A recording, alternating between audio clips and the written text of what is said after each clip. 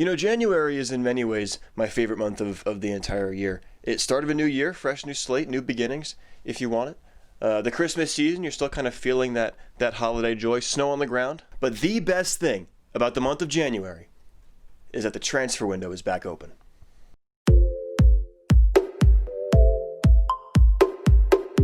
Ladies and gentlemen, welcome back to my channel. My name is Will Fowler. If you're new here, welcome. So happy to have you. If you're a returning viewer, welcome back. So happy to have you as well. Folks, it is January, which means that every single club in Europe can now go and wheel and deal all they like to patch some holes in their squad in hopes of making a run to a title. In today's video, I'll be taking a look at 16 of the world's biggest clubs, figuring out what they need, and then giving one ideal transfer for every single one of them to make to undoubtedly finish their domestic leagues at P1 when May and June come along. Before we get this thing underway though, please be sure to like this video, subscribe to my channel if you want to see everything that I come out with. 2 videos a week.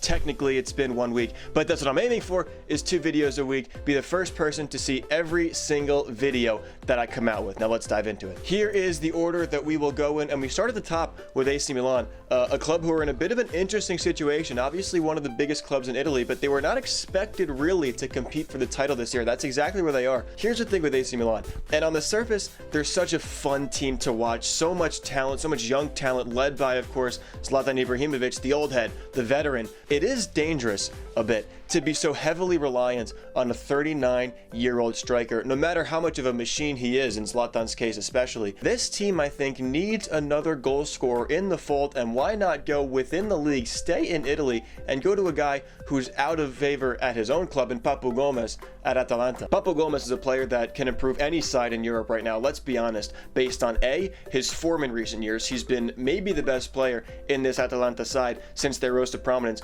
but B, his price is so cut right now. Atalanta only want 10 million euro, which is a hefty price tag, especially for a January move. But the price to the form, I mean, Papu Gomez is on his day one of the best playmakers in Serie A. AC Milan, he explicitly said, I want to go to either AC Milan or Inter Milan.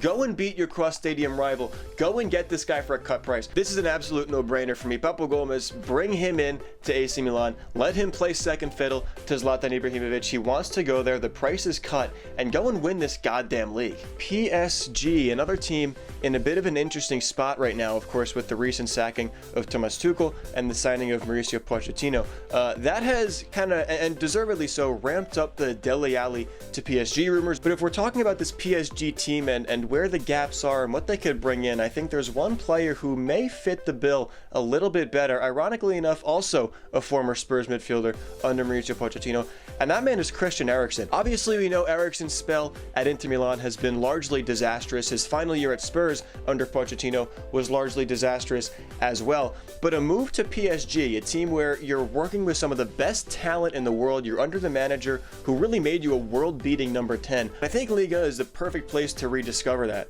if you're Christian Eriksen, especially when you're going into a team with Pochettino at the helm and with talents like Neymar and Kylian Mbappe, where you won't be looked at as the one player who needs to create in this PSG side. I think it'd be really fascinating, and it would be a chance to potentially unlock that prime Eriksen that we saw 3 or 4 years ago. Manchester United. I think the obvious answer here, and the one that United fans want to hear, is Jadon Sancho. But I just don't see big moves materializing like that very often in January. I think when you look at this Manchester United side, the obvious weak point, the obvious Achilles heel is the defense. Regardless of what you think of Harry Maguire, it's pretty much foregone knowledge at this point that he's largely underperformed. But I'm not even going to go for a center back. I'm going to go for a holding midfielder. I think the player that Manchester United should bring in is Brighton's Yves Bissouma, the defensive midfielder. Bissouma is a great holding midfielder for Brighton. He's excellent defensively, 3rd in the Premier League in tackles won. He's a good passer as well. And my thing with Manchester United, and the reason why I've gone for a holding midfielder and not a center back, is if this team is actually going to compete for the title, if they're going to try and whether it be this year or years in the future, to go and actually finish first in the Premier League, I just don't trust a holding midfield pairing of any combination of Fred, Scott McTominay, Nemanja Matic, especially if Pogba's out the door this summer, like we expect him to be. I think Yves Bissouma comes in, and within a year, 2 years, instantly becomes this team's best defensive midfielder if he does make the move. It's a great move short term, it's a great move long term for Manchester United if they want to stay competing in the Premier League. Bayern Munich was the hardest team to shop for in this whole video because, let's be real, they don't need anything. There's not a whole lot that they should have on their shopping list, but if there's one, I guess, not even glaring, if there's one patch, if there's one hole that needs to be patched in this Bayern side, it's probably the center back. Jerome Boateng is obviously aging. David Alaba may be out the door, whether it be in January or in 6 months.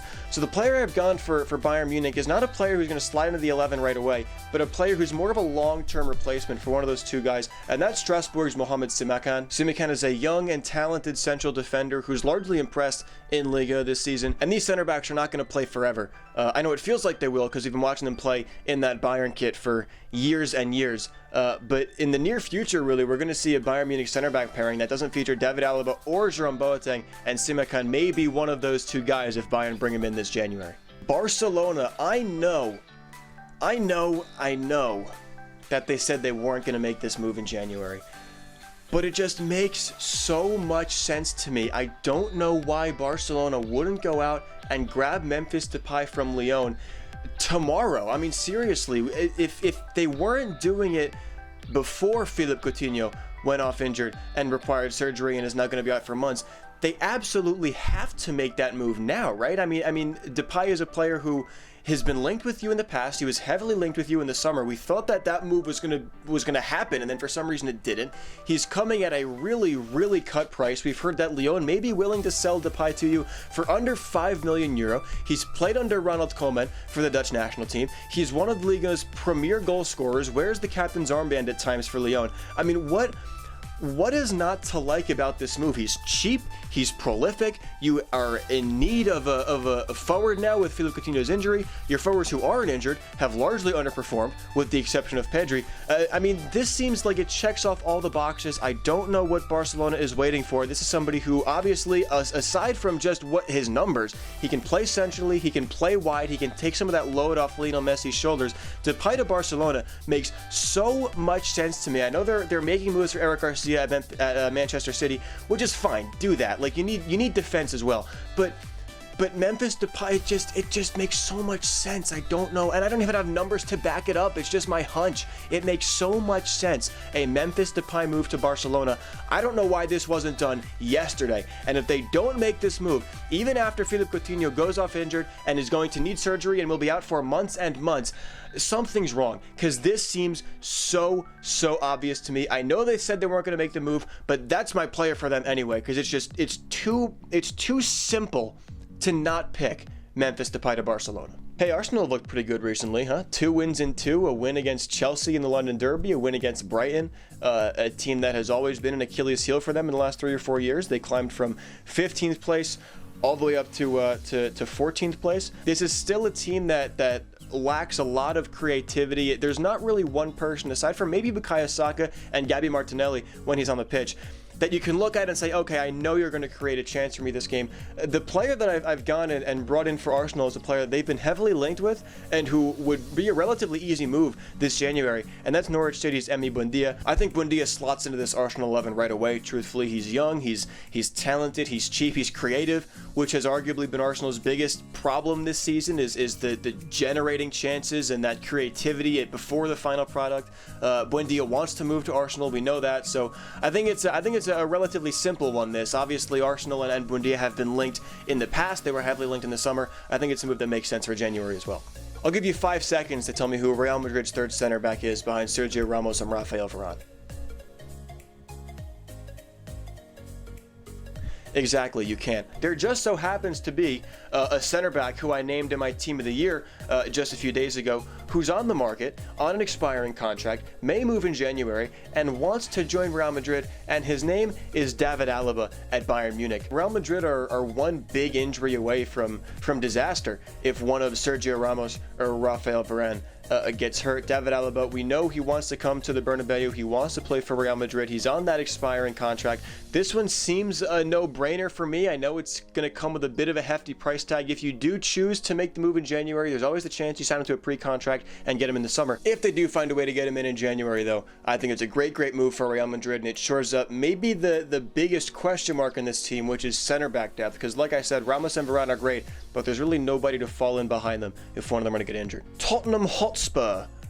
There are, I think, a couple different ways that you can go here if you're Jose Mourinho, if you're Daniel Levy, if you are the Spurs board. Obviously, you can go with a center back. I know Milan Skriniar is somebody who Spurs were heavily linked to. But what I really think Spurs need is somebody who can come in and provide some relief for Harry Kane and Heung-min Son in terms of goal-scoring production. And that player for me is RB Leipzig Marcel Sabitzer, somebody who Spurs have been linked with pretty heavily in the past couple weeks. Last season led Leipzig in all sorts of statistics that measure creativity and progression of the ball, whether it be passes that lead to a shot or key passes or progressive passes or whatever it is. Can play as a number 8, can play as a number 10. I think he offers himself as the perfect replacement for Musa Sissoko, somebody who maybe progresses the ball a little bit more, does a little bit more in attack than Sissoko does. That double pivot that they've got in this 4-2-3-1, Sissoko and Højbjerg, is extremely defensive, and a byproduct of that is that a lot of times we kind of see it a little bit disjointed if Tanguy Ndombele is not on the pitch linking defense to attack. Marcel Sabitzer, I think, a player who can burden some of that linked defense to attack a little better than Sissoko can,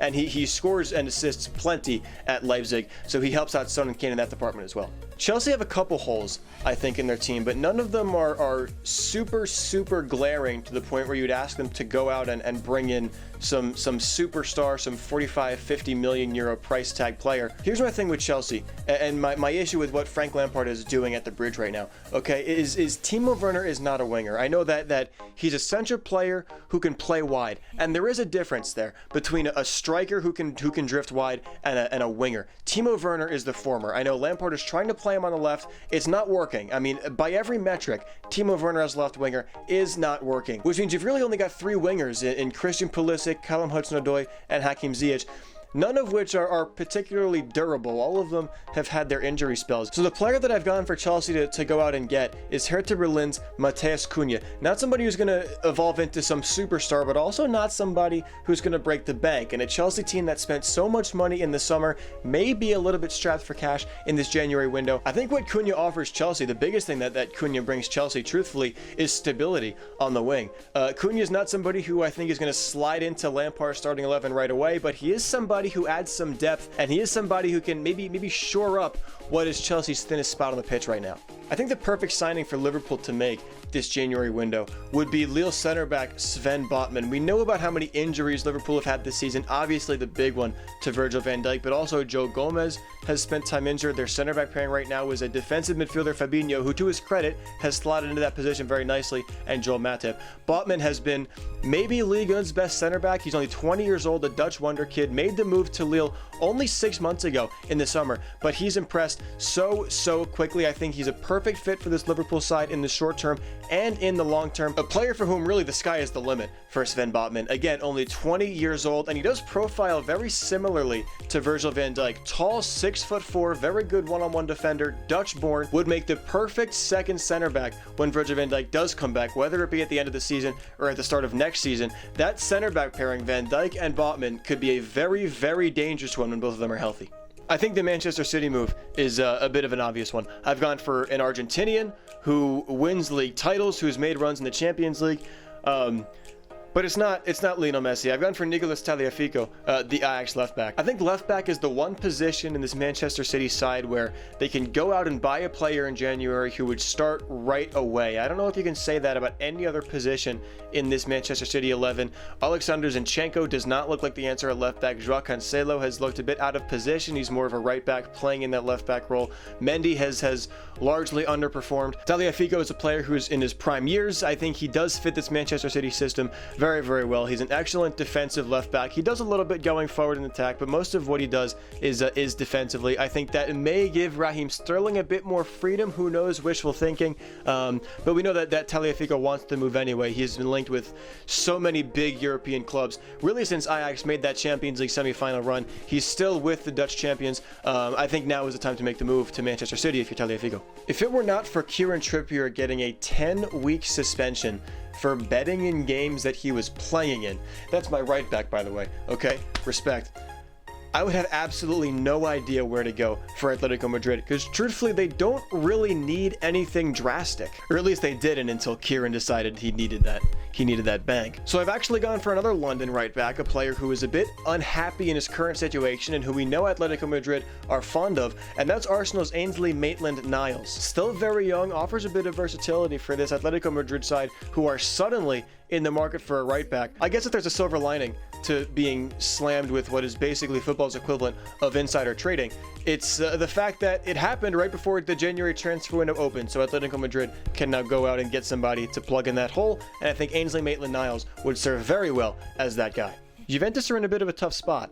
Because as I said earlier in the video, 10 points off of AC Milan at the top of the table, albeit with the game in hand, but there are some pretty obvious holes in this Juventus side that we're not really used to seeing. This team is crying out for two things right now. One, creativity. Two, a player who can score goals not named Ronaldo or Morata. And Lazio's Luis Alberto checks off both of those boxes. A player who surprisingly Lazio are eager to sell after he criticized the club during the coronavirus pandemic. And Alberto has been this team's best player, except for maybe Ciro Immobile, since the start of the 2019 season. He is doing everything creatively for this Lazio side, and he is finding the back of the net as well. 15 assists for Lazio in Serie A last season, which obviously led the team, but he brings more to that, to this Lazio side. He also led the team in key passes into the final third, successful dribbles, distance carried. I mean, this guy was really their lone source of creativity last season when they made the run and almost won the league up until the coronavirus pandemic shut down Serie A, and then they came back and looked like a mid-table side. But even aside from that, Luis Alberto was the player for this team. He's doing it again this season, and he is exactly the kind of player that could slide into this Juventus 11 and make everybody's job so much easier, especially considering he'll probably come at a little bit of a discount with Lazio looking to sell him. For Borussia Dortmund, I've gone for PSV's Daniel Malen, 21 years old, Dutch wonder kid, lighting up Eredivisie right now. And I know what you're thinking. Will they have Erling Haaland? They have Jadon Sancho.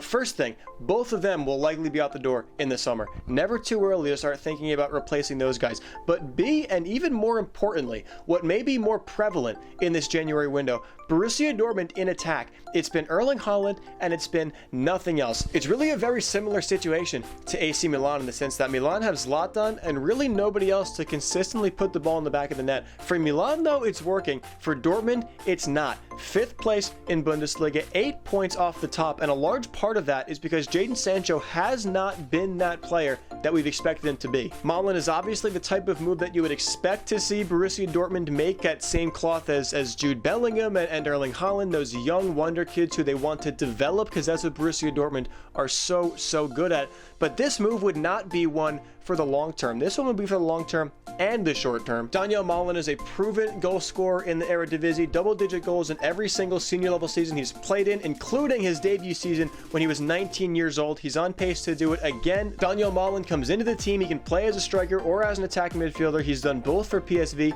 and I really do think, despite his age, he's somebody who comes in and immediately contributes for this Borussia Dortmund side. One move that fascinates me as a potential transfer for Inter Milan to make this winter is one for Real Madrid's Isco, somebody who has fallen out of favor at Real Madrid. He's looking for a move elsewhere. He's been linked with the Premier League, but after the failed Christian Eriksen experiment, Inter Milan are now desperately looking for somebody to slide in and play in that number 10 role, be the creative force for Romelu Lukaku and Lautaro Martinez. I think Isco is exactly that kind of player, even if he hasn't really shown it to us recently. We've seen it before for this Real Madrid side, and I think Isco is the type of player who a move away to a new country could be exactly what he needs to re-spark that form that we saw. And he's going to a very good team with plenty of attacking options already, so the burden won't be only on him. I would be very interested to see an Isco move to Inter Milan in January. Last but not least, we'll go to Roma, another Italian side, and we'll do another player who's a bit out of favor at Real Madrid. I think a good fit here would be Luka Jovic. The post-Edin Dzeko era is coming, Roma fans. I know it doesn't feel like it. I know you don't want to think that way, but it's coming sooner or later, and especially with supporting pieces Henrik Mkhitaryan and Pedro, as good as they've been this season, this is not an attack that will stay together forever, and it's time to start thinking about potential reinforcements. We know that Real Madrid are looking to offload Luka Jovic, whether it be permanently, whether it be on a loan to the Bundesliga, to the Premier League, or to a club like Roma in Serie A. This is a striker, A, with something to prove, and B, who profiles very similarly to Edin Dzeko. He would add young depth to an aging attacking trio. We know how talented he is, even if we haven't seen it at the Bernabeu, and he's got something to prove. Luka Jovic still can be a very, very good striker, even if it's not with Real Madrid, but he needs a new home, and I think Roma is a good spot for him. That will do it for today's video. Thank you so much for watching. Let me know in the comments if you think I got it right, if you think I got it wrong, who you'd like to see your club bring in this January transfer window, if anybody. Some clubs are happy with just standing pat. Let me know what you think. Again, if you liked what you saw, please be sure to like this video. Please subscribe to my channel on YouTube. I'm aiming for 2 new videos a week. Also follow me on Twitter at WillFowler5. Follow London's Finest on Twitter at London's Finest QU. London's Finest is the show that me and 2 of my buddies do. We basically do this exact same thing 3 days a week on Twitter, on Periscope. I will link all of those things in the description below. Thank you again so much for watching, and I'll see you in the next video.